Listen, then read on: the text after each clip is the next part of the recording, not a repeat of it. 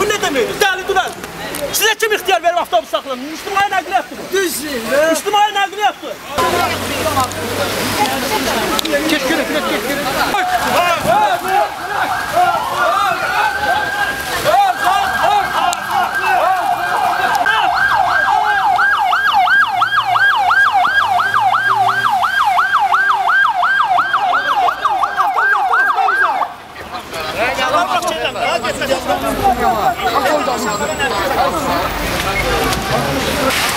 Tamam, bindir. İstəyirsən pulsuz bundan geleceğim. Gelir misin tamam çatır? Pulunu ödeyeceğim. Bırak.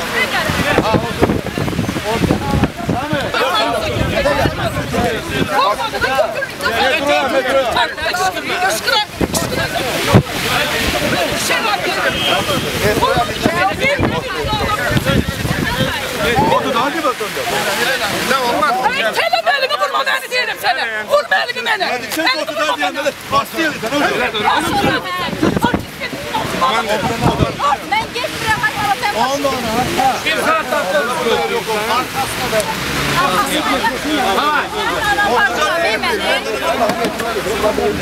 Ben bırakayım başı gelir dağılacağım. Hadi burada oturan yer yok. Ben başı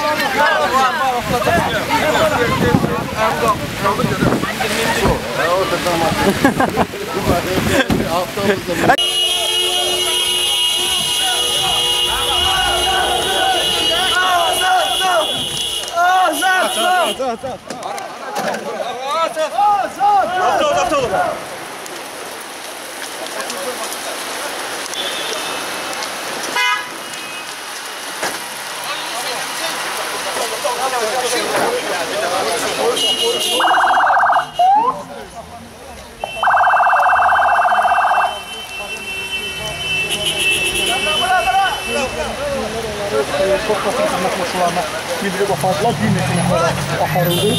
İndi polislər ərazədə bax, bir nəfər onlar maşına bildirildi.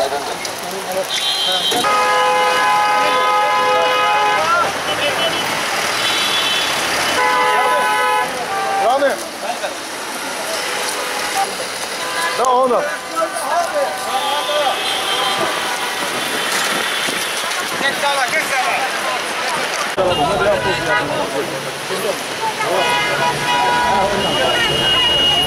Abi təşəkkür edirəm ki. Götürəcəm sağları.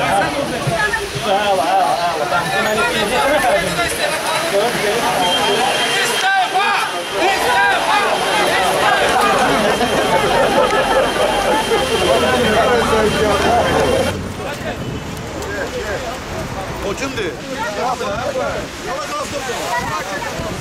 Avtobusa yola sağ.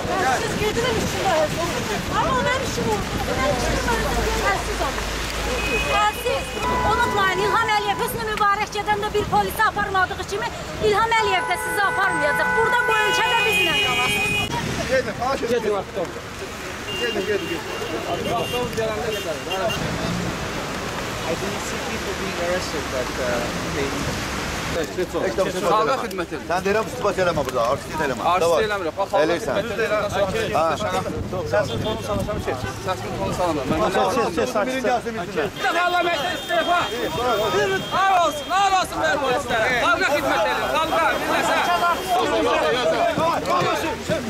Allah git. Böyle yapsamayacaq. Prezidenti də istifa. Hər şey ağıllı ol.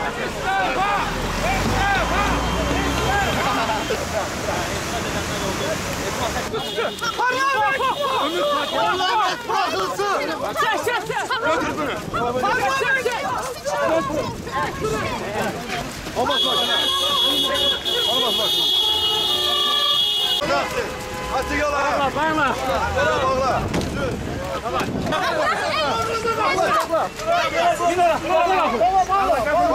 Bağla! Biz belə başa düşürük ki, bizim hüccətimiz baş tutdu. Baxmayaraq ki, zorakılıq elədilər. Bizim onlar qandallar qolumuza vura bilərlər, əqidələri qandallar. Əqidələrimizi qandallaya bilməzlər. Son birimiz qalana qədər biz yenə çıxacağıq, parlamentin istifasını tələb edəcəyik.